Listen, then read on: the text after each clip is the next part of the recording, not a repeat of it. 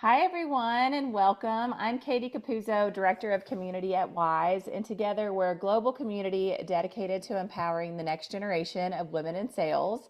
Huge thanks to our partners for making these events possible, and special thanks to Zebra Technologies and Tropic for lending us the panelists on screen with me today. In sales, you're always going to have quota, goals to hit, but in that there's a balance in setting boundaries and making sure you're taking care of yourself and your team if you're a manager. So today we're going to be discussing how to do that as an IC, as a manager, and just some things that these panelists have learned along their journeys. Joining me in that conversation is Jenny Krummenacher, Director of Channel Sales at Zebra, and Molly McElgunn, Head of Sales Development at Tropic. So Jenny, I will hand it over to you first to tell us a bit more about yourself. Okay. And sorry about the last name. It's Krummenacher. So I Jenny knew I Krummenacher. lost I something know. along the way. It's so hard. I didn't come from an easy last name before I got married either, so it wasn't like Smith. I've been at Zebra Technologies about 15 years, and previously I was with one of their largest partners under the Motorola umbrella. So we're an acquisitions company and lots of changes along the way. And I lead a channel sales and channel development team here in North America.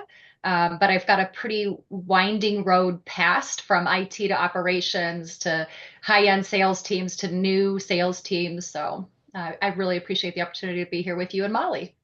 Perfect. Molly, take it away. Yeah, I guess we all have kind of tricky last names. I feel like my last name is always said wrong too, but Katie hit it right on the head. Great. So I'm Molly. I'm the direct. No, I'm not the director. I'm the head of sales development. Don't even know my own title. At Tropic, and we're helping companies actually get save time and money on all of their software spend. So I lead up our sales development org. Have been here for a little over 3 years. Trying to think some other like exciting things. We build, my team actually works on basically generating a majority of our top of funnel leads. So if anybody is at a company, they've probably seen our team emailing them, reaching out to them. Trying to think something else exciting to know. I had a very traditional path. Started as an AE, kind of worked my way up to sales leadership, but love actually learning. So Jenny, I'm excited for our conversation together. More like non-linear paths, career paths into sales, because I think there's so much we can learn from each other on like there's a lot of people who want to get into different industries or learn from people how they kind of got into those levels. So I'm excited for our conversation. Awesome. Yeah, to your point, Molly, the difference in the roles that you've had over time, some of the career decisions that you've made. Molly has stayed in sales her career. Jenny has been in IT and operations and then sales. So, really different perspectives that they'll be able to bring. And I'm really excited about the conversation today. Throughout the conversation, let us know where you're tuning in from in the chat if it's working. Zoom, if you joined our last session, this is the first time or the second time now that we've used Zoom webinar and it wasn't enabled last time. This time it should be, but if we're not getting much action there in the chat, it's probably not working again. So we'll get to the bottom of that with our Zoom rep.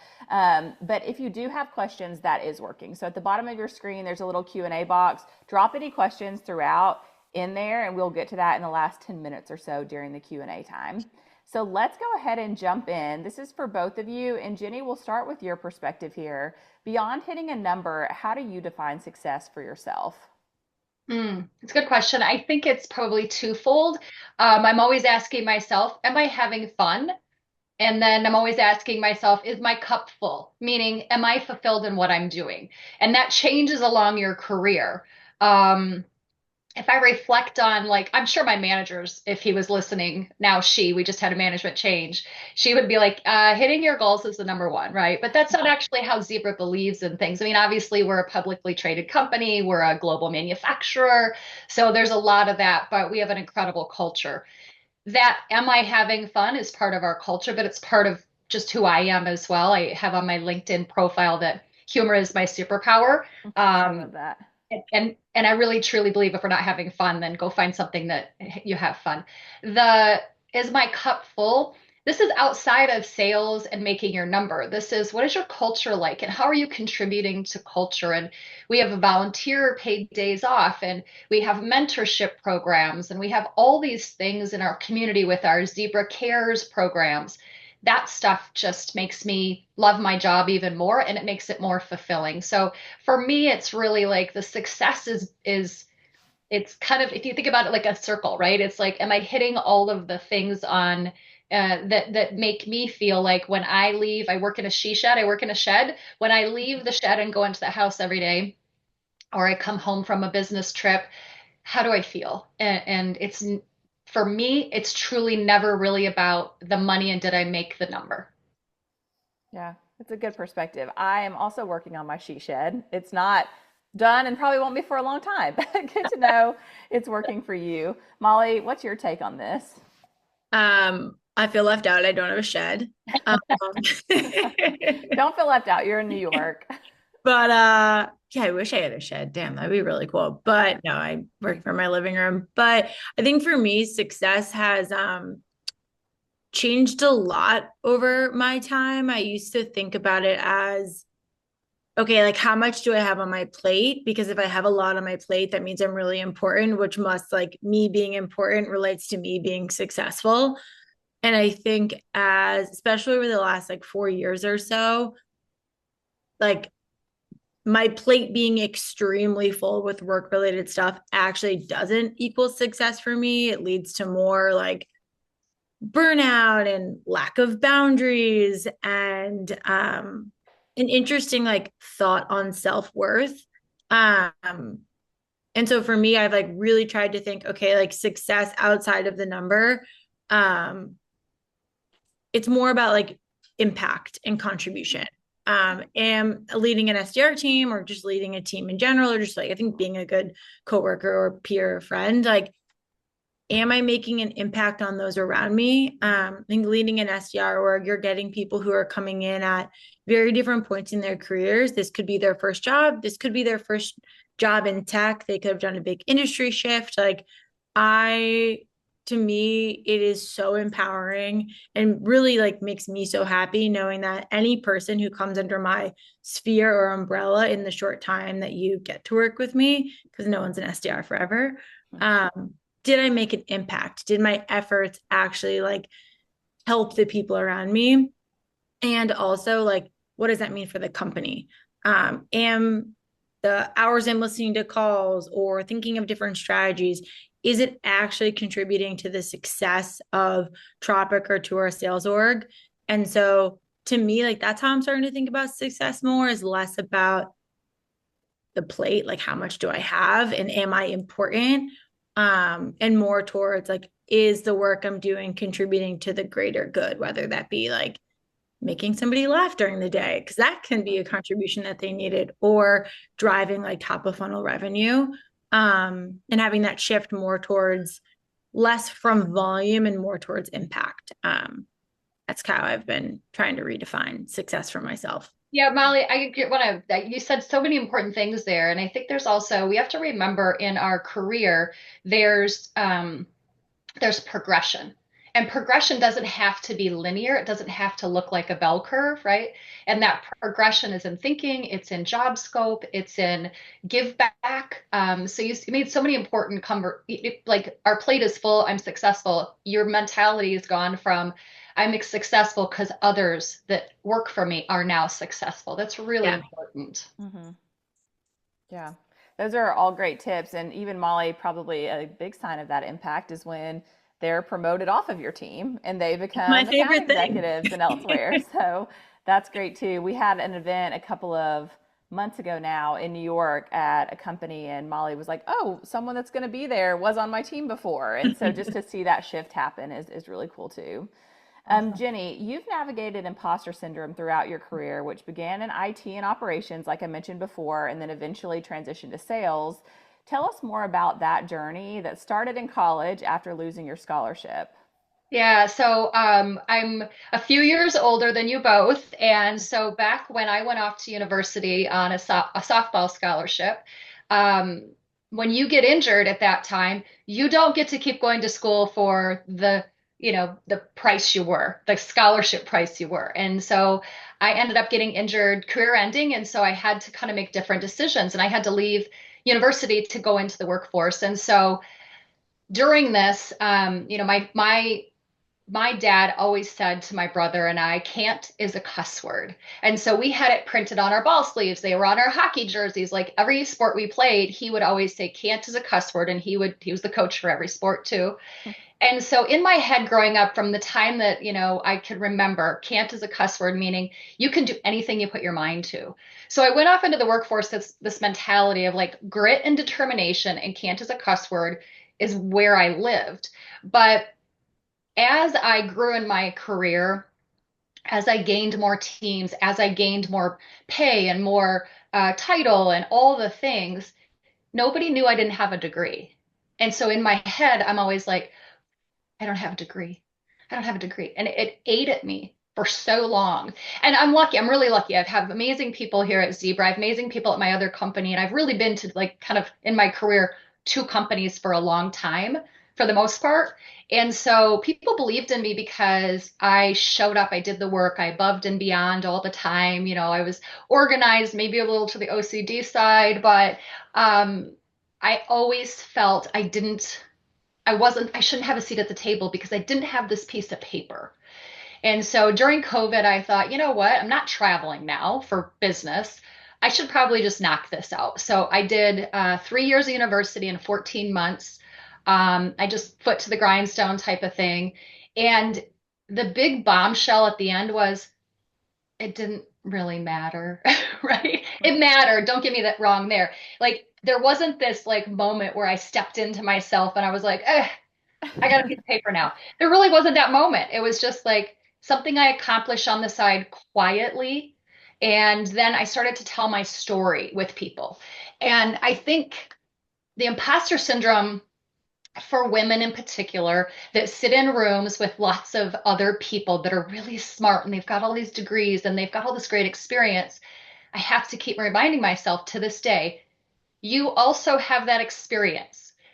You also have something to bring to the table. So I go back into meetings where I feel like, ooh, can't believe I'm sitting in with all these people. I had one yesterday and I went in and I thought, can't is a cuss word. Like I'm going back to my roots with my dad. So I think the imposter syndrome is hard to get over. There are pieces in our career that we can do, or pieces in our life that we can do to help us not feel that way in every room and every conversation at every table. I took those steps and now I'm advocating internally and externally with people that are in my situation where they're really smart and they know what they're doing and they've got this great experience, but they never finished a degree or anything and they want to. And it took me quite a while to have a real good conversation around that without tearing up and thinking, oh, wow, I can't believe I'm having this conversation with somebody. The impact that my conversation and what I went through has had, I have 6 or 7 people that are on the path now doing what I did. I have 3 people that already did it because I did it and I spoke up about it. Let me tell you, that changes imposter syndrome altogether, but they all felt and feel the same thing I did, which is this is a degreed profession I'm in, and there's a lot of patents and PhDs and like really smart people, and so that's really it. I have to talk to myself sometimes, not as much. Yesterday I had the conversation that you belong here and they called you to the table because you belong here. So I think somebody else said it to me a few weeks ago. Act like you know, or something. I can't remember what she said, but she's like, act like you belong.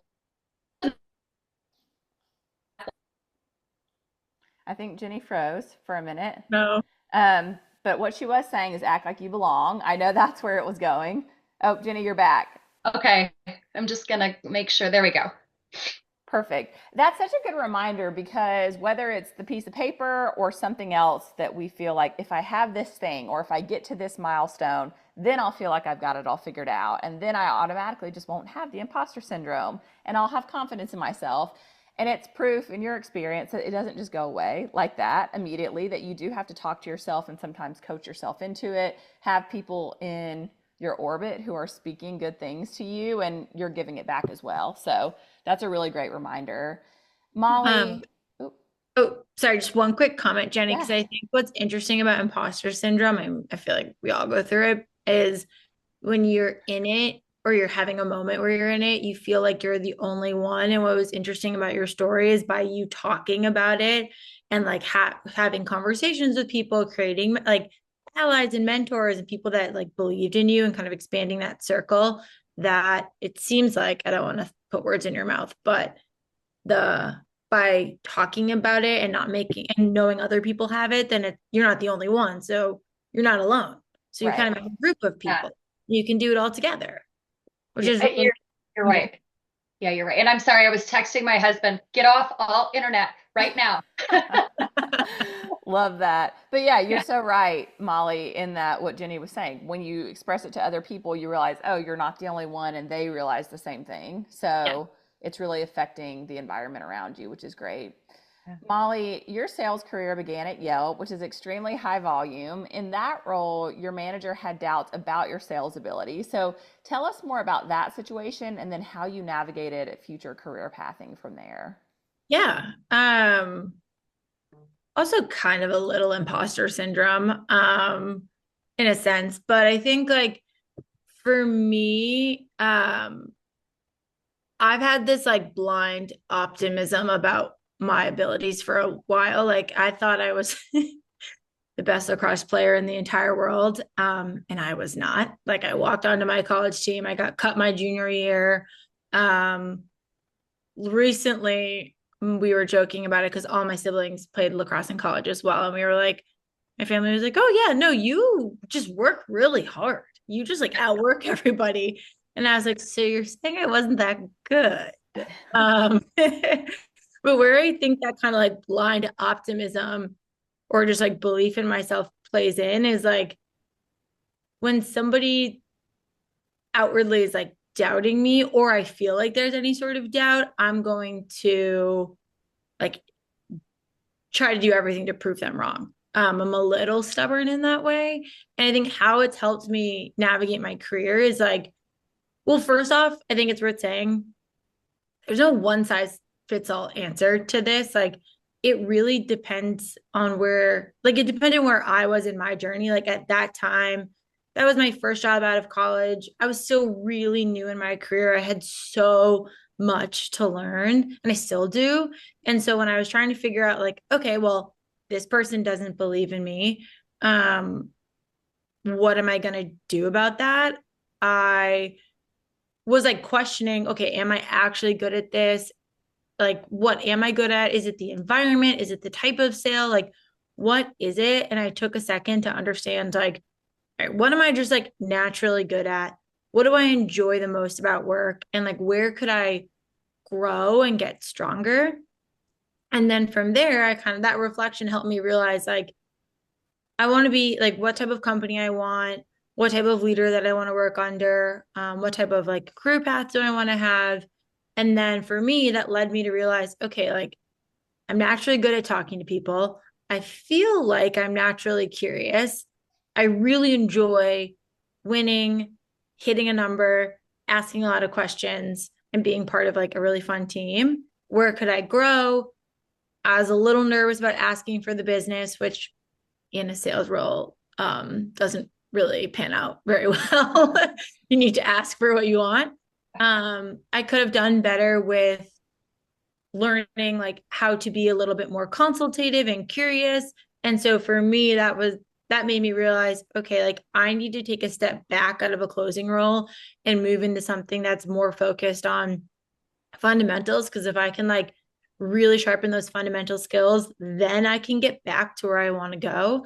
And then that led me to being a BDR at Square. And I was able to really build up those skills, figure out like where, like those building blocks and where I was missing, and rebuild my confidence again from like having people around me. I had great mentors and leaders that I worked and peers that I worked with, leaders and peers at Square that really helped build my confidence.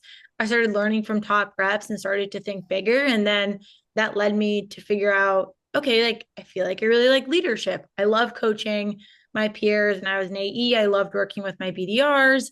And then again, like those same questions started to come up of, okay, where are my strengths? What brings me excitement? What brings me joy? And like, where do I want to stretch myself?